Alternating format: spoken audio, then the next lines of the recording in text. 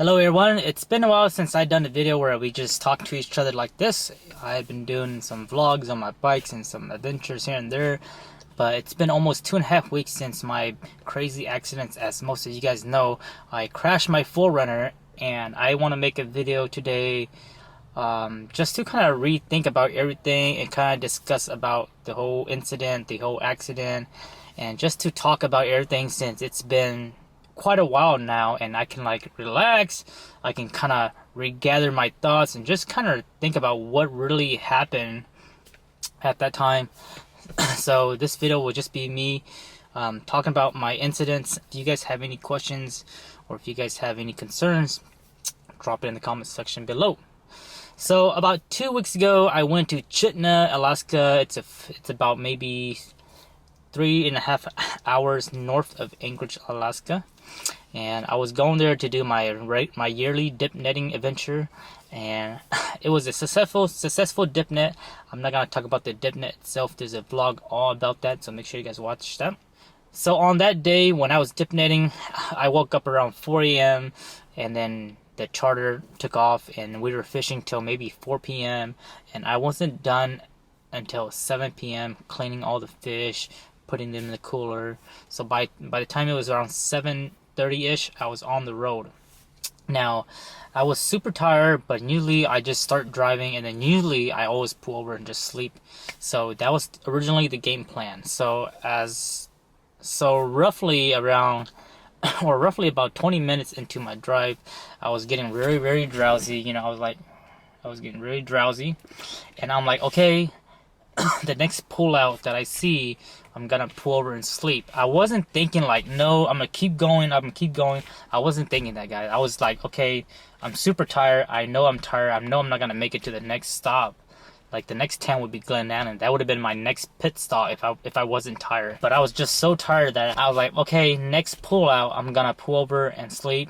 You know, sleep 30 minutes, sleep 1 hour, how long it takes until I wake back up. So as I was driving, you know, I was driving. I texted my honey. I was like, hey, I'm on my way home, and then I was looking for I was looking on a parking spot, and it's crazy because there's a few times where I was like, you know, I slept for a bit, and then boom, I snapped back up, and I was fine, and I'm like, oh shoot, you know, there's no pullouts.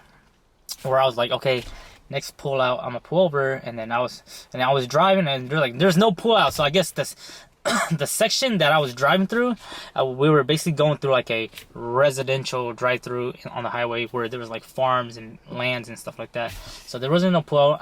But by the time I know it, guys, I'm driving, and this is what I remember as when I crashed, guys.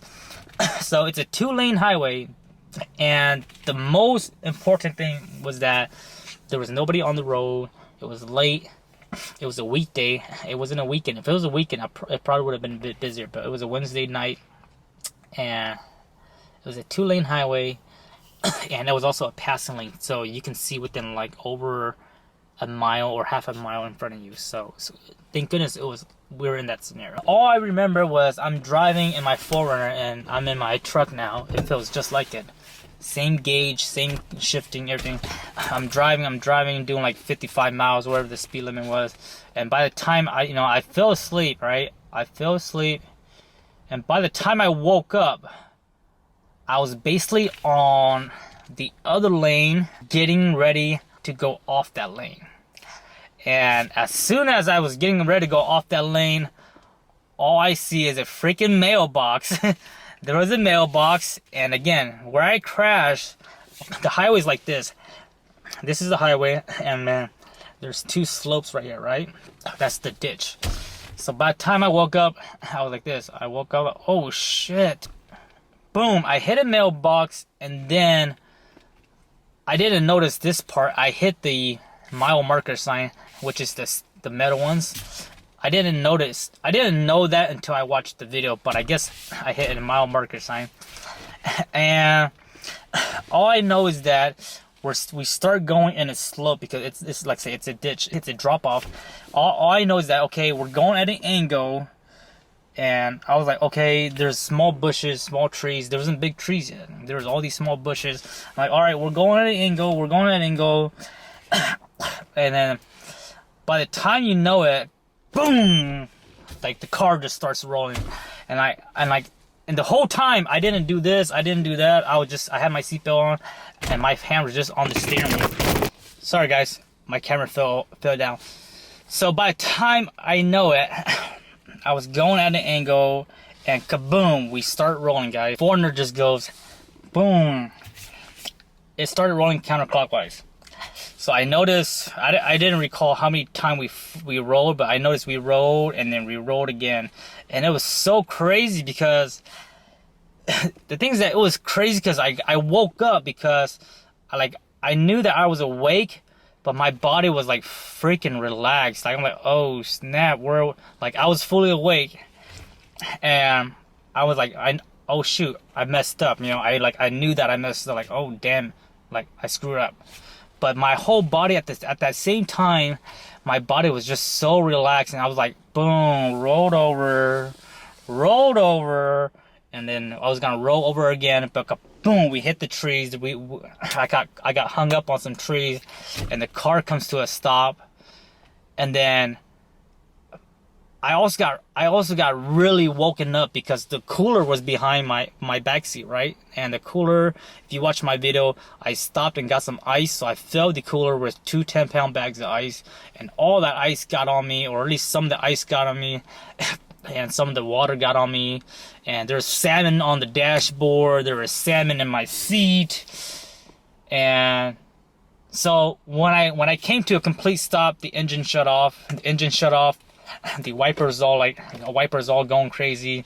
I shut off the engine. I'm like, oh shit.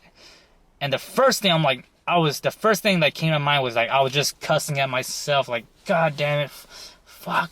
I was just, saying the F word, like, dang it, like, what the heck, like, is this real? Like, please let me wake up and let this just be a dream. Like, shoot, I really messed up on this trip. I landed back on my regular side, but my door here, it was hung up on the tree, so I couldn't get out this way, so I had to get out this way. So I got on my passenger seat, and the car is like hanging up this way, guys. So the car is hanging up this way because it's hung up on the trees, and like I'm like, oh shoot. And then all the windows are busted. This window is busted, the driver's window is busted, this window here is busted. The only window that wasn't busted was my rear passenger window and the rear back window that wasn't busted.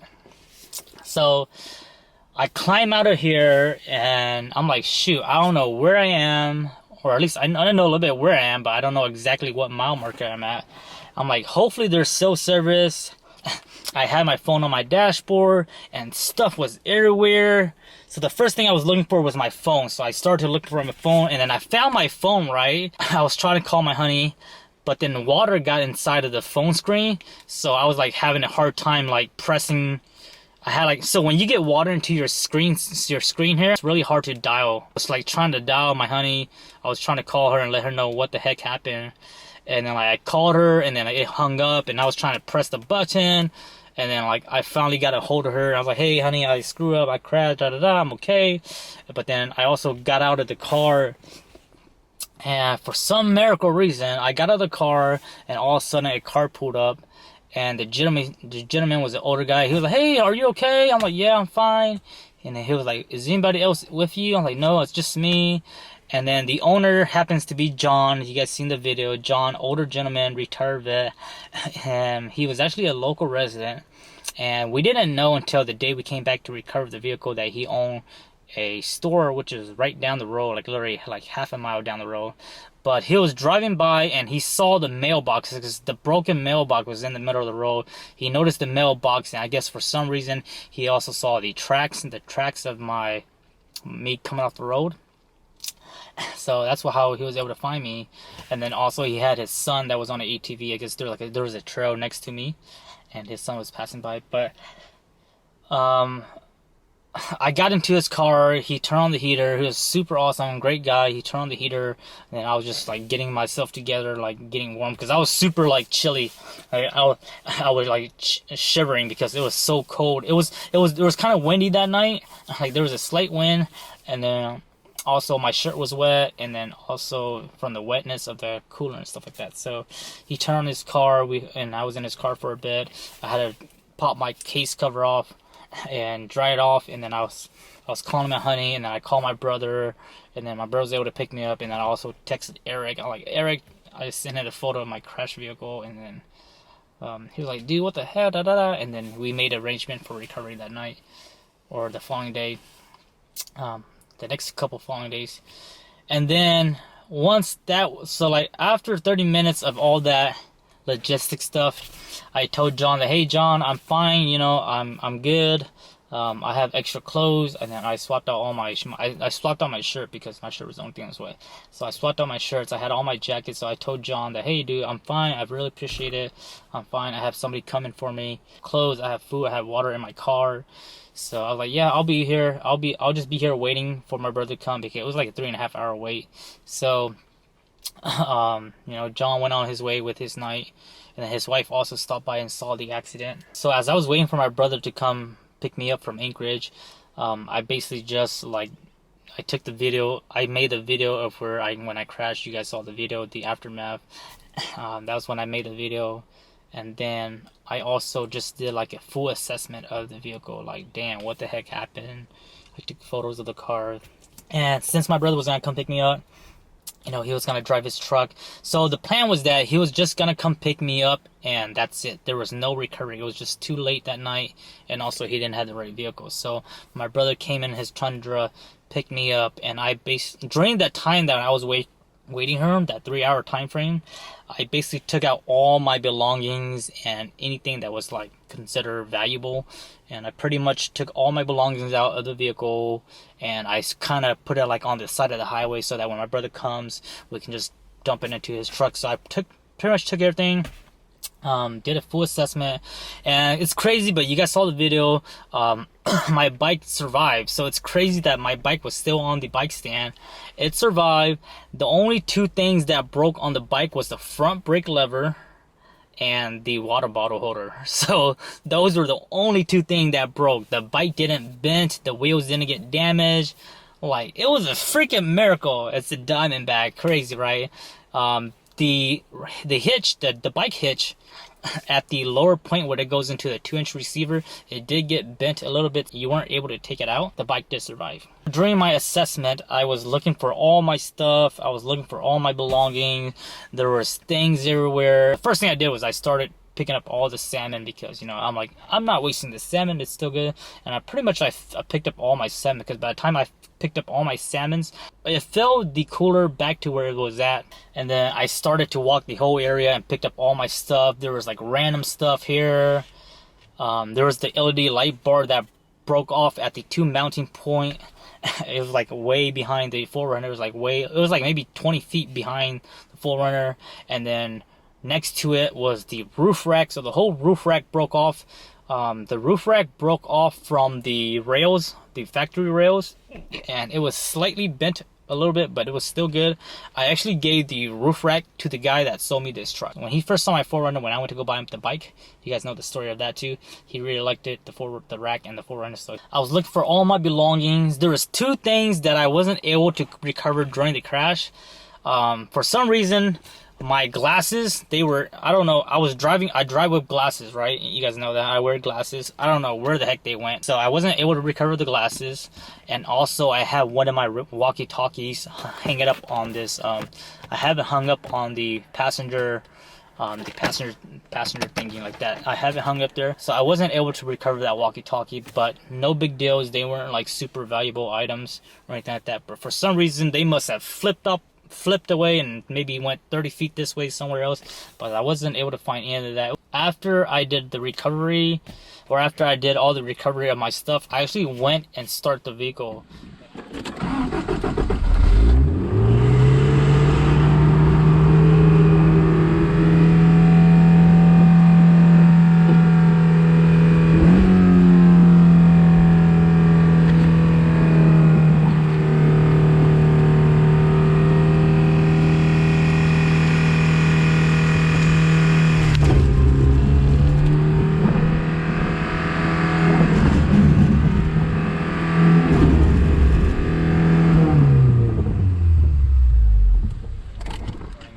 So I actually started the vehicle, and it was like, it started, and it was like it was revving at 4,000 RPM.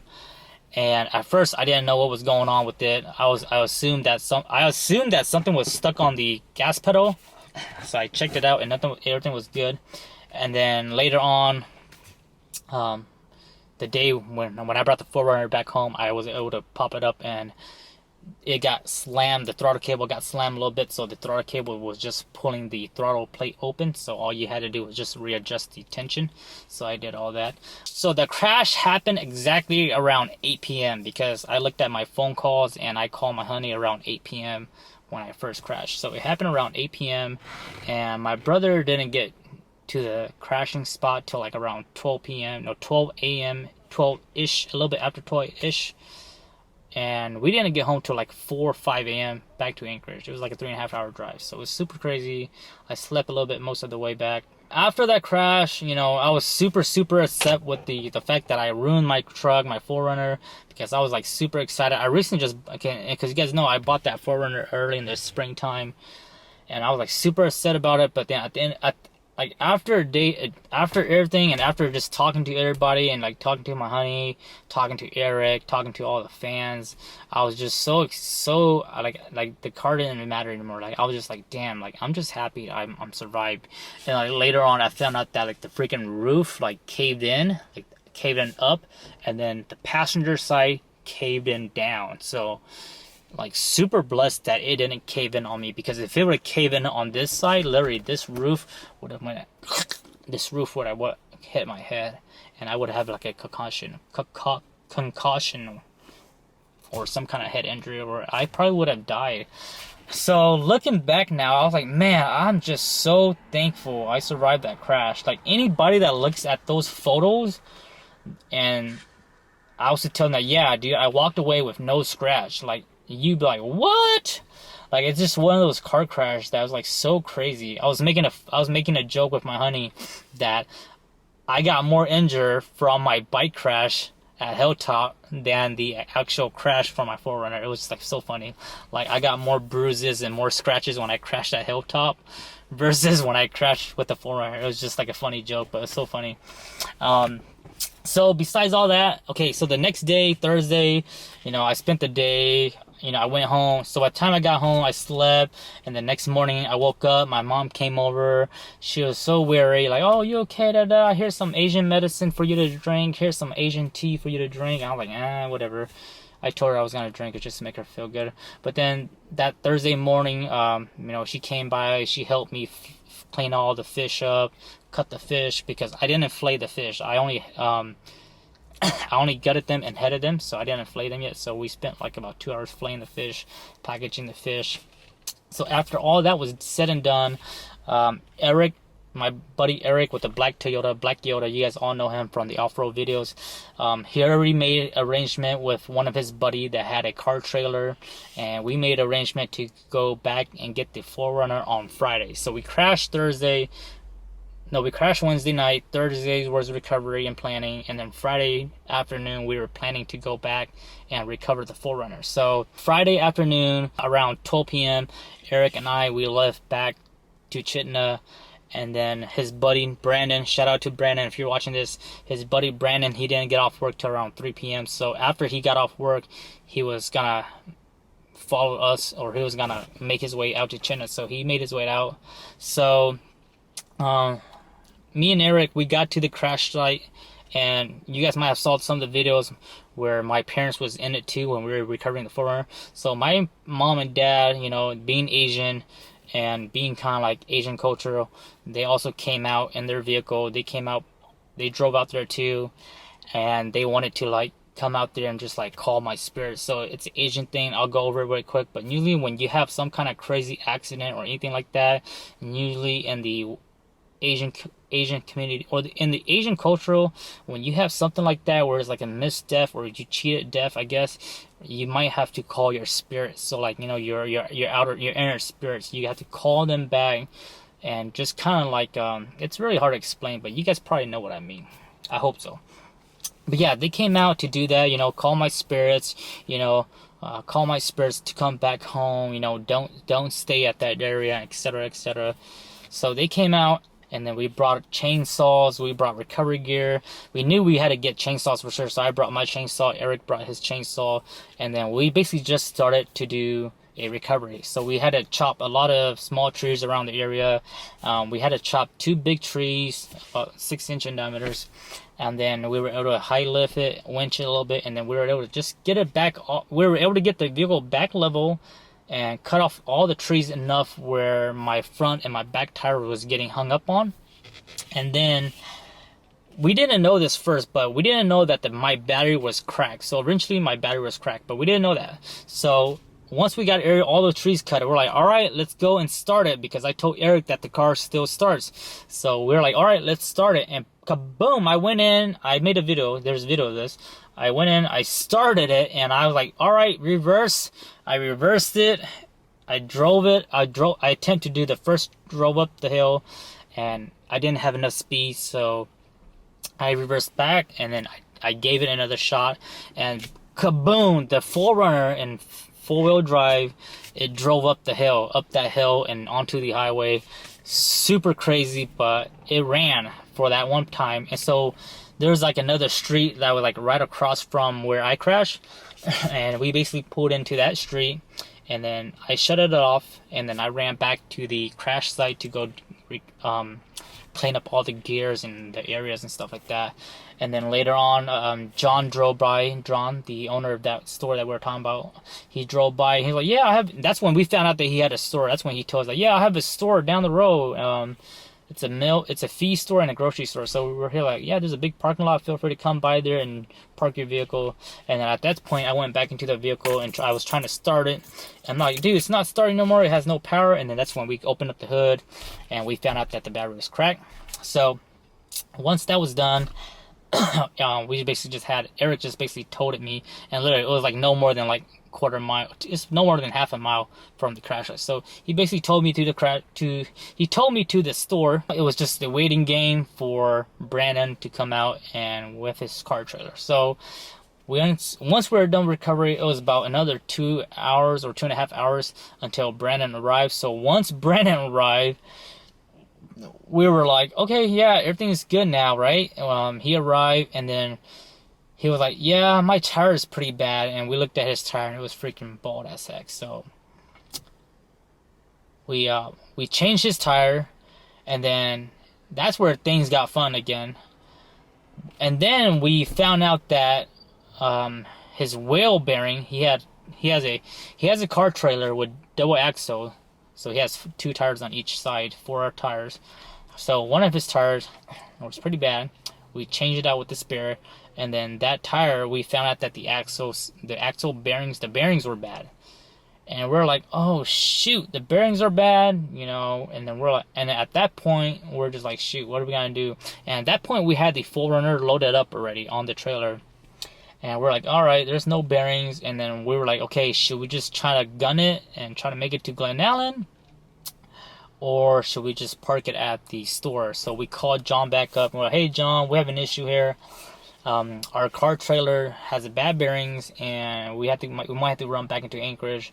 Is it cool we park the vehicle or the car trailer / vehicle here for the night? He's like, yeah, totally cool, man. John was totally cool with everything. So really love that old gentleman. Very nice guy. So he was cool with it. So so we had to leave the trailer with the 4Runner, and that night Brandon, Eric, we all, you know, I drove with Eric, and then Brandon drove by himself. We basically headed back to Anchorage. We didn't get to Anchorage till, I want to say, 4 a.m. guys. Saturday. Now that was a Saturday.